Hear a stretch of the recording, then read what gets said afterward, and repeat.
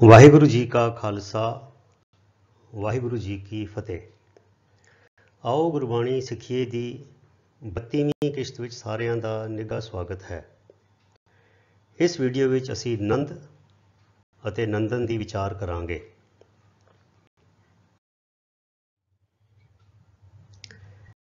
ਨੰਦ ਗੋਕਲ ਦੇ ਇੱਕ ਗਵਾਲੇ ਦਾ ਨਾਮ ਹੈ, ਜਿਸ ਦੀ ਪਤਨੀ ਦਾ ਨਾਮ ਯਸ਼ੋਦਾ ਸੀ। ਅਤੇ ਨੰਦਨ ਇੱਕ ਸ਼ਬਦ ਹੈ ਜਿਸ ਦਾ ਅਰਥ ਹੈ ਪੁੱਤਰ।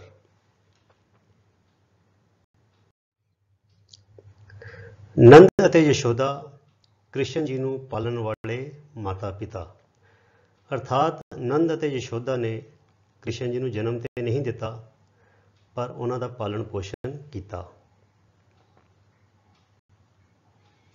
ਵਾਸੁਦੇਵ ਅਤੇ ਦੇਵਕੀ ਕ੍ਰਿਸ਼ਨ ਜੀ ਨੂੰ ਜਨਮ ਦੇਣ ਵਾਲੇ ਮਾਤਾ ਪਿਤਾ। ਸੋ ਕ੍ਰਿਸ਼ਨ ਜੀ ਦੇ ਜਿਹੜੇ ਮਾਤਾ ਪਿਤਾ ਸਨ, ਜਿਨ੍ਹਾਂ ਨੇ ਉਹਨਾਂ ਨੂੰ ਜਨਮ ਦਿੱਤਾ, ਉਹ ਸੀ ਵਾਸੁਦੇਵ ਅਤੇ ਦੇਵਕੀ। ਅਤੇ ਨੰਦ ਅਤੇ ਯਸ਼ੋਦਾ ਨੇ ਕ੍ਰਿਸ਼ਨ ਜੀ ਨੂੰ ਪਾਲਿਆ। ਜਿਵੇਂ ਕਿ ਆਪ ਜੀ ਨੂੰ ਦੱਸਿਆ ਕਿ ਨੰਦਨ ਦਾ ਅਰਥ ਹੁੰਦਾ ਹੈ ਪੁੱਤਰ। ਸੋ ਦੇਵਕੀ ਨੰਦਨ ਦਾ ਅਰਥ ਕੀ ਹੋ ਗਿਆ? ਦੇਵਕੀ ਦਾ ਪੁੱਤਰ। ਇਸ ਕਰਕੇ ਕ੍ਰਿਸ਼ਨ ਜੀ ਦੇ ਕਈ ਨਾਮਾਂ ਵਿੱਚੋਂ ਇੱਕ ਨਾਮ ਦੇਵਕੀ ਨੰਦਨ ਵੀ ਹੈ।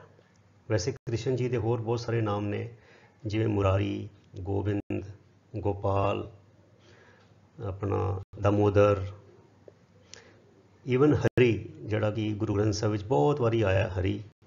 ਸੋ ਇਹ ਹਰੀ ਵੀ ਕ੍ਰਿਸ਼ਨ ਜੀ ਦਾ ਨਾਮ ਹੈ। ਇਸ ਤਰ੍ਹਾਂ ਬਹੁਤ ਸਾਰੇ ਨਾਮ ਜਿਹੜੇ ਨੇ ਉਹ ਕ੍ਰਿਸ਼ਨ ਜੀ ਦੇ ਹਨ। ਕ੍ਰਿਸ਼ਨ ਜੀ ਨੂੰ ਜਿਹੜਾ ਆਪਣਾ ਸਮਾਜ ਹੈ ਉਹ ਰੱਬ ਦਾ ਅਵਤਾਰ ਕਰਕੇ ਜਾਣਦਾ ਹੈ। ਸੋ ਕ੍ਰਿਸ਼ਨ ਜੀ ਨਾਲ ਬਹੁਤ ਸਾਰੀਆਂ ਮਿਥਿਹਾਸਕ ਕਹਾਣੀਆਂ ਜੁੜੀਆਂ ਹੋਈਆਂ ਹਨ।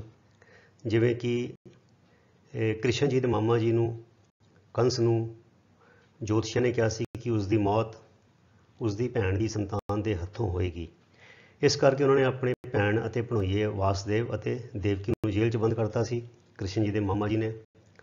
ਸੋ ਜਦੋਂ ਕ੍ਰਿਸ਼ਨ ਜੀ ਦਾ ਜਨਮ ਹੋਇਆ ਤੇ ਕਿਤੇ ਕੰਸ ਕ੍ਰਿਸ਼ਨ ਜੀ ਨੂੰ ਮਾਰ ਨਾ ਦੇਵੇ, ਇਸ ਕਰਕੇ ਉਹਨਾਂ ਨੇ ਜੇਲ੍ਹ 'ਚੋਂ ਕਢਵਾ ਕੇ ਕ੍ਰਿਸ਼ਨ ਜੀ ਨੂੰ ਨੰਦ ਅਤੇ ਯਸ਼ੋਦਾ ਦੇ ਹਵਾਲੇ ਕਰ ਦਿੱਤਾ। ਅਤੇ ਇਸ ਤਰ੍ਹਾਂ ਨੰਦ ਅਤੇ ਯਸ਼ੋਦਾ ਜੀ ਨੇ ਉਹਨਾਂ ਨੇ ਕ੍ਰਿਸ਼ਨ ਜੀ ਨੂੰ ਪਾਲਿਆ। ਹੁਣ ਕਿਉਂਕਿ ਕ੍ਰਿਸ਼ਨ ਜੀ ਨੂੰ ਰੱਬ ਦਾ ਅਵਤਾਰ ਮੰਨਿਆ ਜਾਂਦਾ ਹੈ, ਰੱਬ ਦਾ ਅਵਤਾਰ ਕਰਕੇ ਉਹਦੀ ਪੂਜਾ ਕੀਤੀ ਜਾਂਦੀ ਹੈ। ਕਈ ਲੋਕ ਤੇ ਬਲਕਿ ਬਿਲਕੁਲ ਇਨ ਬਿਨ ਕ੍ਰਿਸ਼ਨ ਜੀ ਨੂੰ ਰੱਬ ਹੀ ਮੰਨਦੇ ਹਨ। ਸੋ ਗੁਰਬਾਣੀ ਜਿਹੜੀ ਹੈ ਉਹ ਇਸ ਮਨੌਤ ਨੂੰ ਪ੍ਰਵਾਨ ਨਹੀਂ ਕਰਦੀ, ਕਿਉਂਕਿ ਅਸੀਂ ਜਾਣਦੇ ਹਾਂ ਕਿ ਮੂਲ ਮੰਤਰ ਵਿੱਚ ਗੁਰੂ ਸਾਹਿਬ ਨੇ ਫਰਮਾਇਆ ਹੈ ਕਿ ਅਜੂਨੀ, ਪਰਮਾਤਮਾ ਜੂਨਾਂ ਵਿੱਚ ਨਹੀਂ ਆਉਂਦਾ, ਪਰਮਾਤਮਾ ਜਨਮ ਮਰਨ ਤੋਂ ਮੁਕਤ ਹੈ। ਸੋ ਇਸ ਤਰ੍ਹਾਂ ਦੇ ਵਿਚਾਰ ਸਮਾਜ ਵਿੱਚ ਪਹਿਲਾਂ ਵੀ ਬਣੇ ਹੋਏ ਸੀ, ਅੱਜ ਵੀ ਹੈਗੇ ਨੇ। ਜਿਹੜੇ ਲੋਕ ਗੁਰਬਾਣੀ ਤੋਂ ਜਾਣੂ ਹਨ ਉਹ ਇਹਨਾਂ ਵਿਚਾਰਾਂ ਨੂੰ ਖਾਰਿਜ ਕਰਦੇ ਹਨ, ਪਰ ਹਾਲੇ ਵੀ ਬਹੁਤ ਲੋਕ ਜਿਹੜੇ ਗੁਰਬਾਣੀ ਨਹੀਂ ਪੜ੍ਹਦੇ, ਉਹਨਾਂ ਨੂੰ ਇਸ ਗੱਲ ਦਾ ਭੁਲੇਖਾ ਰਹਿੰਦਾ ਹੈ। ਸੋ ਭਗਤ ਕਬੀਰ ਜੀ ਨੇ ਵੀ ਆਪਣੇ ਸ਼ਬਦ ਵਿੱਚ ਇਸ ਭੁਲੇਖੇ ਨੂੰ ਦੂਰ ਕਰਨ ਦਾ ਯਤਨ ਕੀਤਾ ਹੈ। ਆਓ ਦੇਖੀਏ। ਗੌੜੀ ਰਾਗ ਵਿੱਚ ਭਗਤ ਕਬੀਰ ਜੀ ਦਾ ਇੱਕ ਸ਼ਬਦ ਹੈ। ਇਸ ਸ਼ਬਦ ਦੇ 3 ਬੰਦ ਹਨ ਤੇ ਅਸੀਂ ਤਿੰਨੋਂ ਬੰਦਾਂ ਨੂੰ ਵੱਖਰਾ ਵੱਖਰਾ ਕਰਕੇ ਵਿਚਾਰਾਂਗੇ। ਪਹਿਲੇ ਬੰਦ ਵਿੱਚ ਭਗਤ ਕਬੀਰ ਜੀ ਜਿਹੜੀ ਪ੍ਰਚਲਿਤ ਮਨੌਤ ਹੈ ਉਸਨੂੰ ਇਨ ਬਿਨ ਰੱਖਦੇ ਨੇ ਕਿ ਲੋਕ ਕੀ ਸੋਚਦੇ ਹਨ, ਸਮਾਜ ਕੀ ਸੋਚਦਾ ਹੈ, ਆਪਣੇ ਅੰਦਾਜ਼ਿਆਂ ਦੇ ਹਿਸਾਬ ਦੇ ਨਾਲ। ਫਿਰ ਅਗਲੇ ਬੰਦ ਵਿੱਚ ਭਗਤ ਕਬੀਰ ਜੀ ਉਸ ਮਨੌਤ ਦੇ ਉੱਤੇ ਸਵਾਲ ਖੜਾ ਕਰਦੇ ਹਨ ਅਤੇ ਉਸ ਦਾ ਖੰਡਨ ਕਰਦੇ ਹਨ।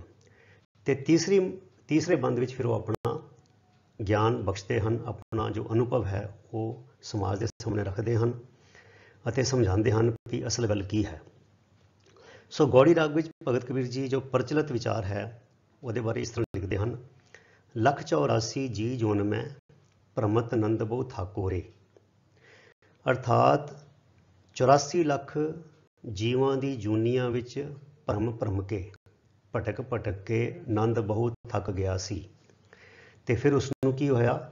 ਮਨੁੱਖਾ ਜਨਮ ਮਿਲਿਆ ਤੇ ਮਨੁੱਖਾ ਜਨਮ ਕਰਕੇ ਉਹਨੇ ਫਿਰ ਭਗਤੀ ਕੀਤੀ ਤੇ ਭਗਤ ਹੇਤ ਅਵਤਾਰ ਲਿਓ ਹੈ, ਭਾਗ ਬੜੋ ਬਪੁਰਾ ਕੋਰੇ। ਬਪੁਰਾ ਹੁੰਦਾ ਹੈ ਵਿਚਾਰਾ, ਲਾਚਾਰ, ਗਰੀਬ ਜਿਹਾ ਬੰਦਾ, ਉਹਨੂੰ ਕਹਿੰਦੇ ਆ ਬਪੁਰਾ। ਤੇ ਭਗਤ ਹੇਤ ਉਹਦੀ ਭਗਤੀ ਤੇ ਟੁੱਟ ਕੇ ਖੁਸ਼ ਹੋ ਕੇ ਅਵਤਾਰ ਲਿਓ ਹੈ। ਰੱਬ ਨੇ ਉਹਦੇ ਘਰ ਅਵਤਾਰ ਲਿਆ, ਅਰਥਾਤ ਕ੍ਰਿਸ਼ਨ ਜੀ ਰੱਬ ਬਣ ਕੇ ਆਏ।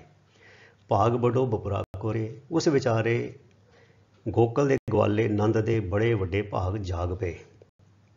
ਵੀ ਉਹ ਇੱਕ ਸਧਾਰਨ ਜਿਹਾ ਗਵਾਲਾ ਸੀ, ਉਹ ਰੱਬ ਦਾ ਪਿਤਾ ਅਖਵਾਇਆ ਤੇ ਰੱਬ ਨੇ ਉਹਦੇ ਘਰ ਪੁੱਤਰ ਬਣ ਕੇ ਜਨਮ ਲਿਆ।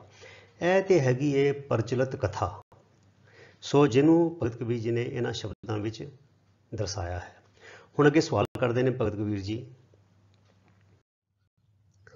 ਕਹਿੰਦੇ ਤੁਮ ਜੋ ਕਹਿਤ ਹੋ ਨੰਦ ਕੋ ਨੰਦਨ, ਕਹਿੰਦਾ ਤੁਸੀਂ ਜੋ ਕਹਿੰਦੇ ਹੋ ਕਿ ਰੱਬ ਜਿਹੜਾ ਹੈ ਉਹ ਨੰਦ ਕੋ ਨੰਦਨ ਹੈ, ਅਰਥਾਤ ਗੋਕਲ ਦੇ ਗਵਾਲੇ ਨੰਦ ਦਾ ਪੁੱਤਰ ਹੈ।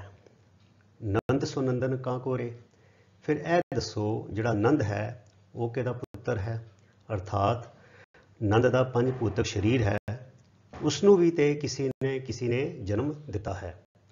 ਨੰਦ ਦੇ ਮਾਤਾ ਪਿਤਾ ਹੋਣਗੇ, ਨੰਦ ਦੇ ਮਾਤਾ ਪਿਤਾ ਦੇ ਵੀ ਮਾਤਾ ਪਿਤਾ ਹੋਣਗੇ, ਉਹਦੇ ਮਾਤਾ ਪਿਤਾ ਦੇ ਵੀ ਅੱਗੇ ਮਾਤਾ ਪਿਤਾ ਹੋਣਗੇ। ਇਸ ਤਰ੍ਹਾਂ ਪਿੱਛੇ ਜੇ ਚੱਲਦੇ ਜਾਈਏ ਤੇ ਇਹ ਦੌਰ ਕਦੀ ਖਤਮ ਹੋਣ ਵਿੱਚ ਨਹੀਂ ਆਏਗਾ।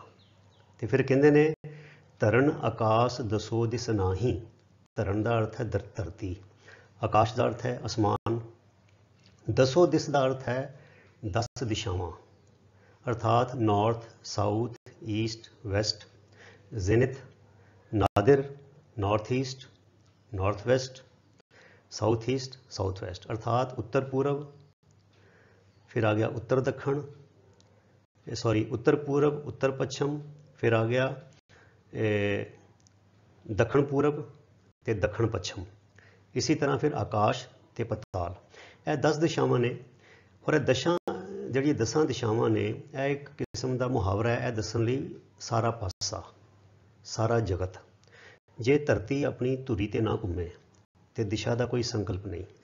ਜੇ ਮਨੁੱਖ ਪੁਲਾੜ ਵਿੱਚ ਚਲਾ ਜਾਵੇ, ਉੱਪਰ ਸਪੇਸ ਵਿੱਚ ਚਲਾ ਜਾਵੇ ਤੇ ਉੱਥੇ ਸੱਜਾ ਖੱਬਾ, ਉੱਤਰ ਪੂਰਬ, ਪੱਛਮ, ਦੱਖਣ, ਉੱਪਰ ਥੱਲੇ ਕੋਈ ਵਿਚਾਰ ਨਹੀਂ ਹੈਗੀ, ਕਿਉਂਕਿ ਸਾਨੂੰ ਪਤਾ ਨਹੀਂ, ਅਸੀਂ ਕਿਉਂਕਿ ਲੰਬਾਈ ਚੌੜਾਈ ਇਹ ਬ੍ਰਹਮੰਡ ਦਾ ਕੋਈ ਸਿਰਾ ਸਾਨੂੰ ਨਹੀਂ ਪਤਾ ਹੈਗਾ, ਇਹਦਾ ਅੰਤ ਕੋਈ ਨਹੀਂ ਪਾ ਸਕਦਾ।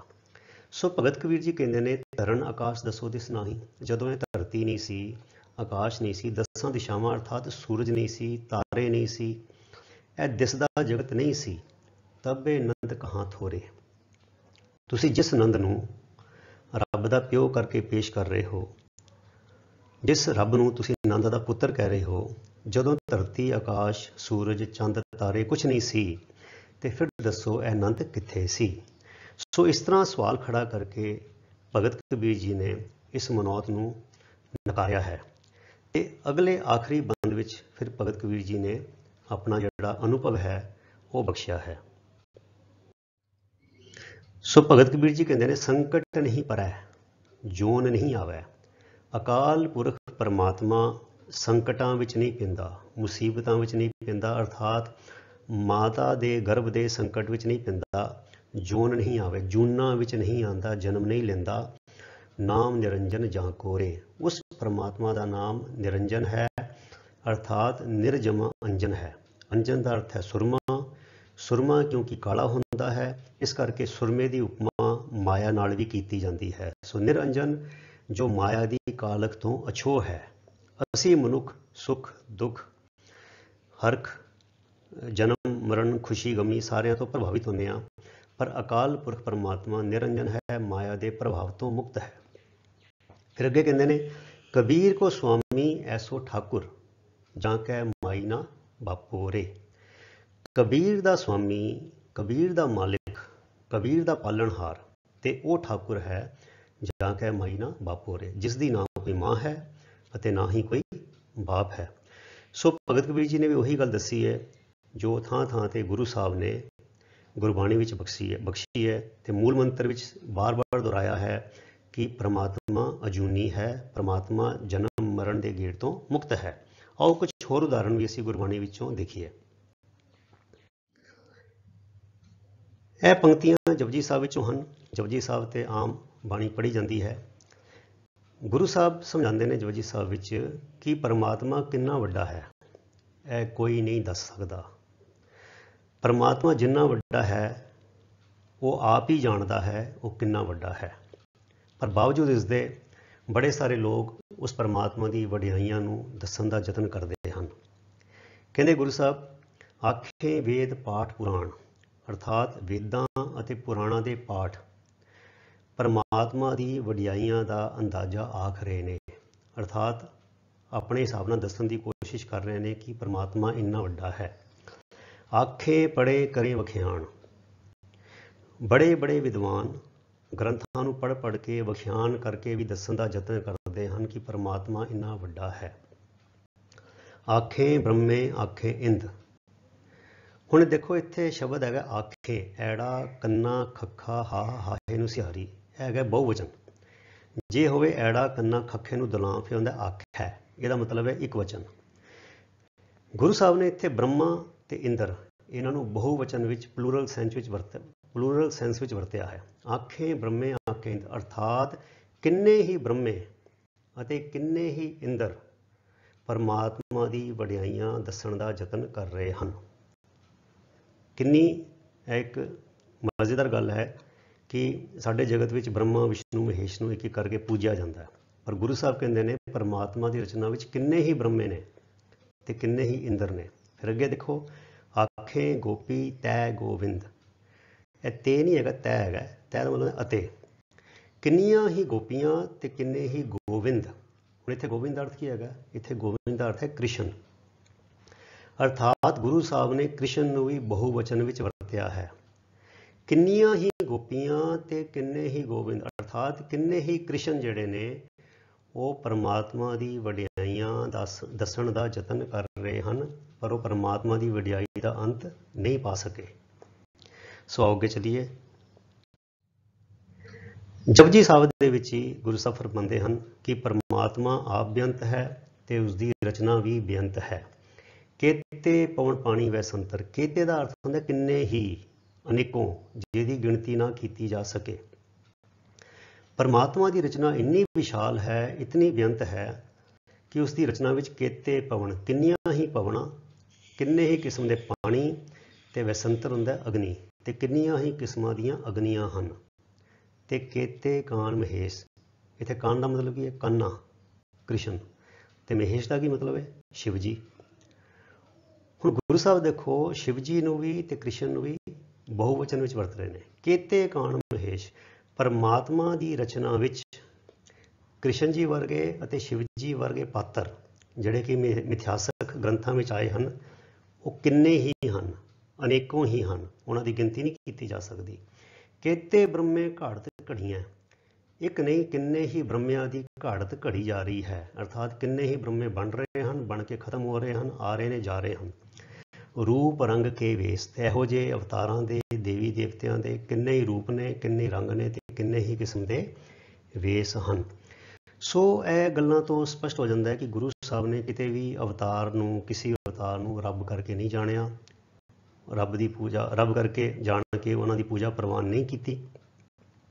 ਤੇ ਗੁਰੂ ਸਾਹਿਬ ਨੇ ਇਹ ਵੀ ਸਮਝਾਇਆ ਕਿ ਇਹੋ ਜਿਹੇ ਅਵਤਾਰ, ਦੇਵੀ ਦੇਵਤੇ ਜਿਹਨਾਂ ਦੀ ਲੋਕ ਪੂਜਾ ਕਰਦੇ ਨੇ, ਉਹ ਪਰਮਾਤਮਾ ਦੀ ਰਚਨਾ ਵਿੱਚ ਇੱਕ ਨਹੀਂ ਕਿੰਨੇ ਹੀ ਨੇ ਇਸ ਤਰ੍ਹਾਂ ਦੇ, ਕਿੰਨੇ ਹੀ ਕਿਸਮ ਦੇ ਨੇ। ਸੋ ਲੋਕਾਂ ਨੇ ਉਹਨਾਂ ਦੀ ਕਲਪਨਾ ਕਰਕੇ ਜਾਂ ਆਪਣੇ ਅੰਦਾਜ਼ੇ ਦੇ ਨਾਲ, ਗੁਰੂ ਦੇ ਗਿਆਨ ਤੋਂ ਟੁੱਟ ਕੇ ਆਪਣੇ ਆਈਡੀਆ ਦੇ ਨਾਲ ਜਿਹੜੀਆਂ ਪੂਜਾ ਅਰਚਨਾ ਜਿਹੜੀਆਂ ਹੈ ਉਹ ਸ਼ੁਰੂ ਕੀਤੀਆਂ ਹੋਈਆਂ ਹਨ।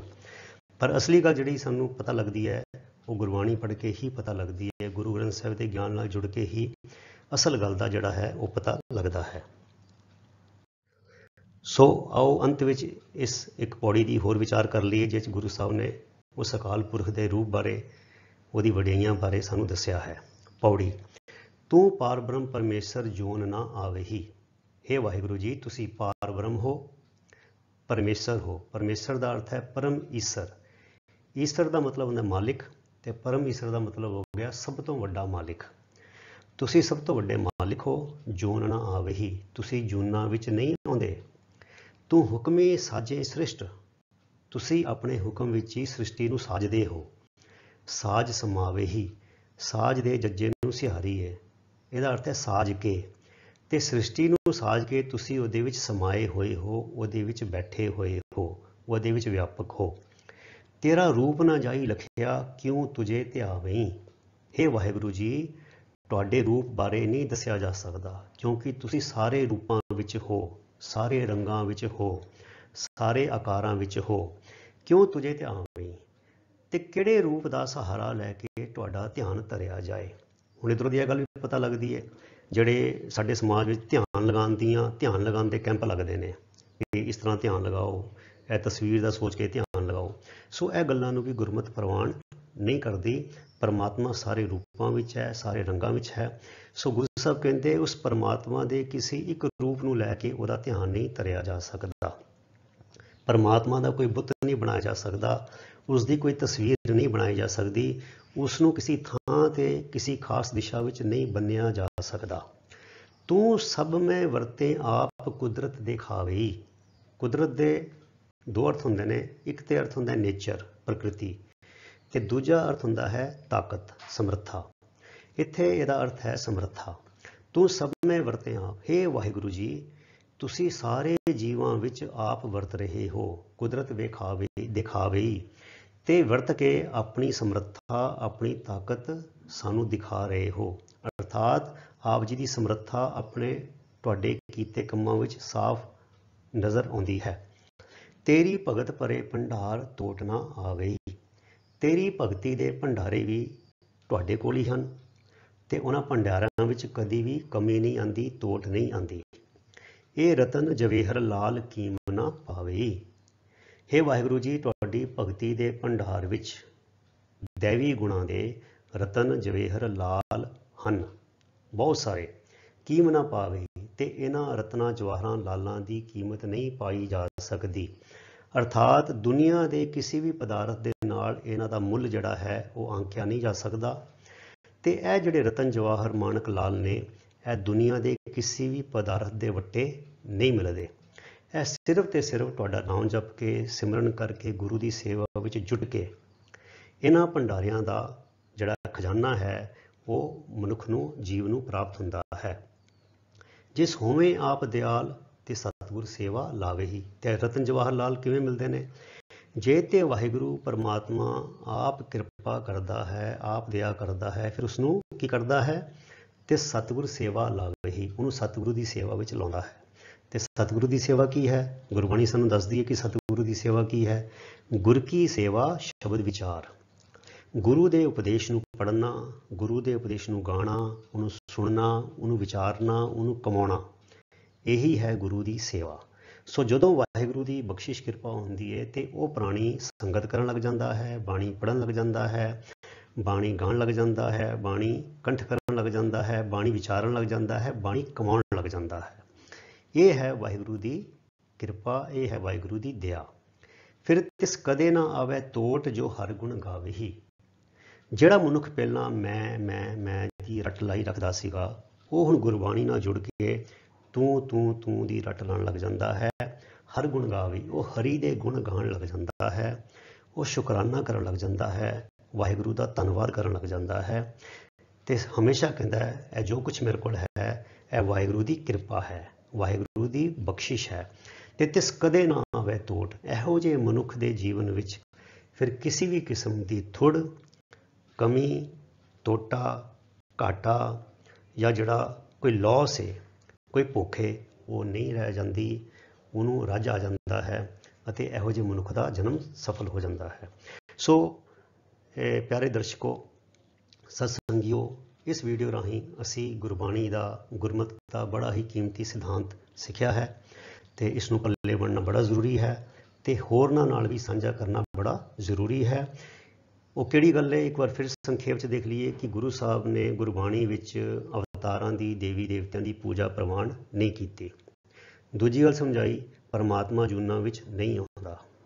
ਅਗਲੀ ਗੱਲ, ਪਰਮਾਤਮਾ ਦੀ ਕੋਈ ਤਸਵੀਰ, ਕੋਈ ਬੁੱਤ ਨਹੀਂ ਬਣਾਈ ਜਾ ਸਕਦੀ। ਪਰਮਾਤਮਾ ਨੂੰ ਕਿਸੇ ਇੱਕ ਥਾਂ 'ਤੇ ਜਾਂ ਕਿਸੇ ਖਾਸ ਦਿਸ਼ਾ ਵੱਲ ਨਹੀਂ ਬੰਨਿਆ ਜਾ ਸਕਦਾ। ਪਰਮਾਤਮਾ ਦਾ ਵਾਸਾ ਹਰ ਇੱਕ ਰੂਪ ਵਿੱਚ, ਹਰ ਇੱਕ ਆਕਾਰ ਵਿੱਚ ਹੈ।